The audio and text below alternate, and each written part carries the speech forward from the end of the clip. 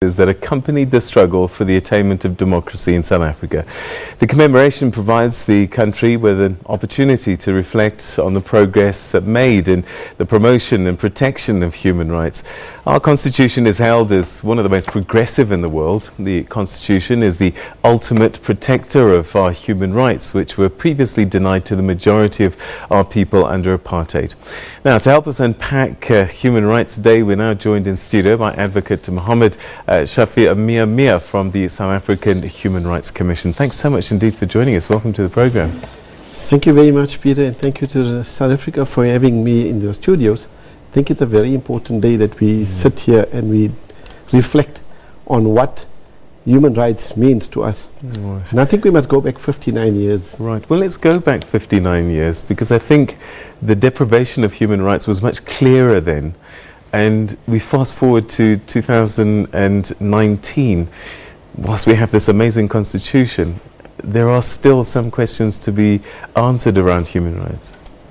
I fully agree with you. Let's go back to 21 March 1960. And I think it was a very painful time in the history of our country, but it was a very defining moment as well.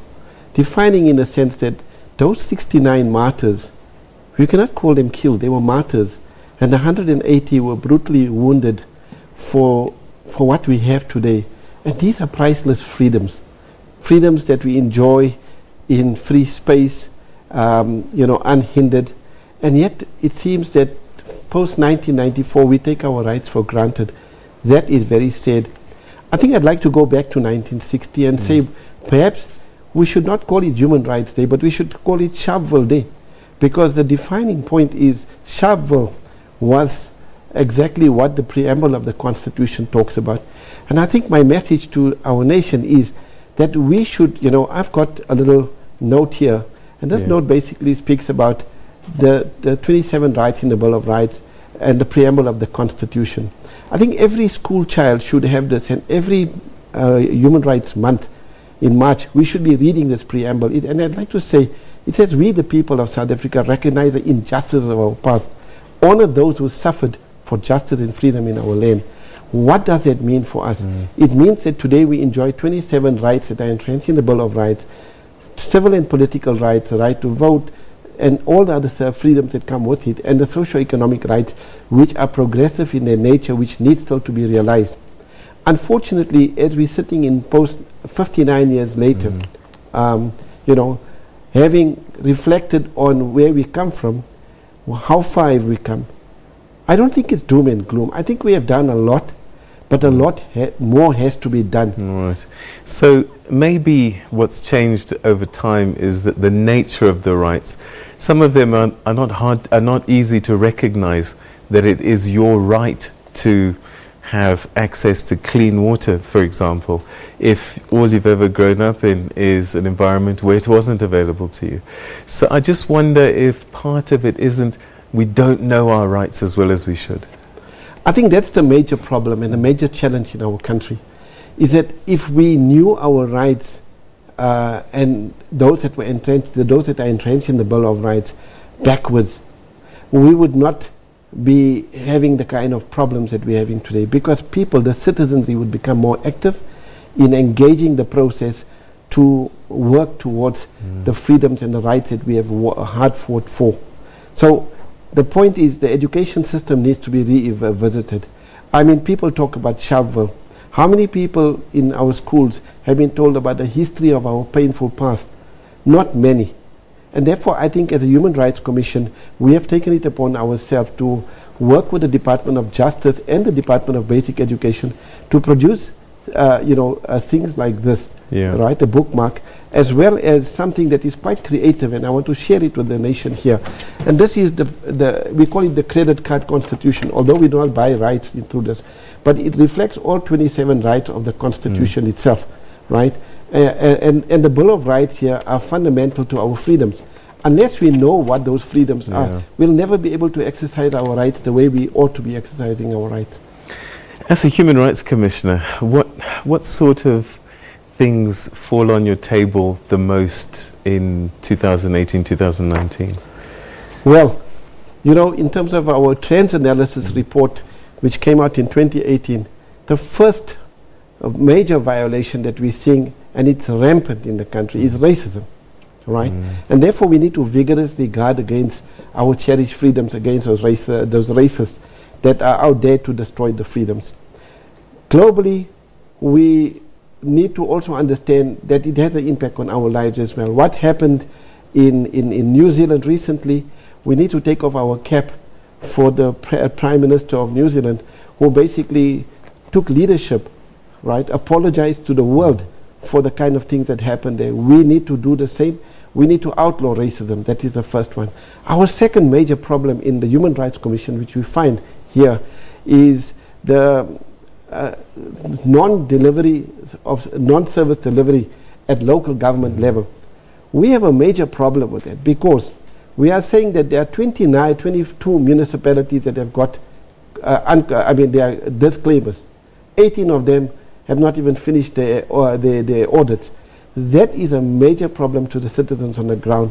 So we at the Human Rights Commission said, instead of us fighting with each municipality around the country, perhaps go and collaboratively and constructively engage with the South African Local Governors Association through a memorandum of understanding and work through these issues and then address the issues. But I think the most important problem that the Human Rights Commission is finding is that there's no consequence management for people who are in power positions and do not deliver in terms of the mandates of the Constitution, and that's our problem. I would imagine as well that with the passage of time, new rights evolve. As we enter this fourth industrial revolution, internet connectivity and data must be new rights that, again, we're not aware of and perhaps not properly legislated.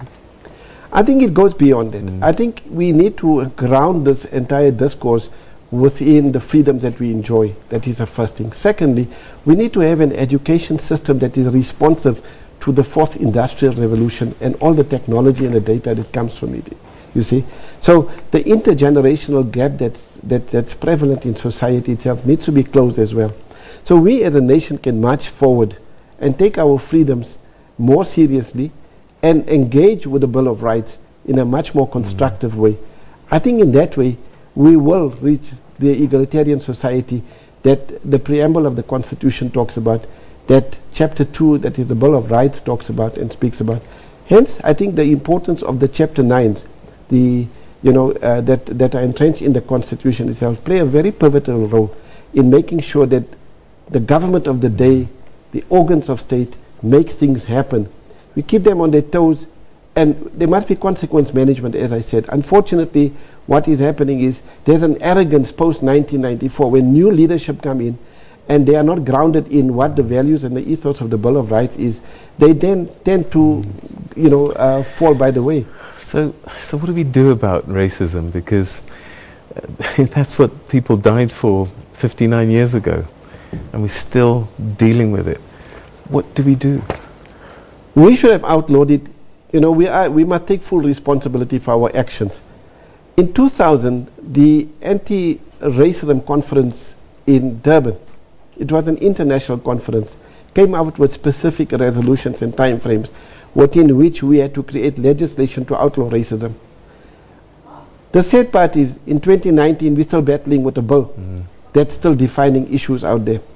Although a lot has been done in terms of the National Action Plan, and we must give credit to people who have tried to make it happen, but I think we're running out of time. We cannot allow racists to be in our midst. They have no space in our country, and we should deal with them decisively and properly so that we live in freedom, free from fear and insecurity. That's what we want. We cannot allow our freedoms to be lost, through the narrative of what's happening out in New Zealand. That was a sober reminder to the whole world that we should guard our freedoms very seriously, and we do take our freedom very seriously.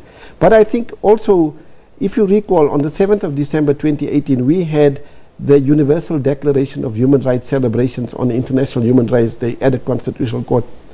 What was very encouraging about it is President Ramaphosa endorsed the work of the Human Rights Commission in championing human rights together with all the other Chapter 9s, and saying to the nation and to the world at large that we are a constitutional democracy that relishes our freedoms, and we're going to do everything it takes to make it happen.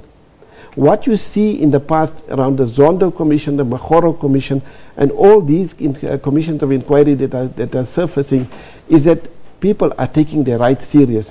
People want answers, and we want, and therefore we are saying, like, the responsibility in the echelons of leadership in this country, be it the KPMGs, they must understand that they have a fundamental role to play to respect business and human rights. When they flout with issues out there, it impacts on the person living in rural areas where have got no access to water and sanitation. And that's the challenge of the day. All right, Advocate Ameer, unfortunately we run out of time, but I do wish, especially on a day like today, that we could talk at length about these issues. But as you say, I think today gives us an opportunity to reflect and to take nothing for granted for the sacrifices made by people, and that we should continue the fight.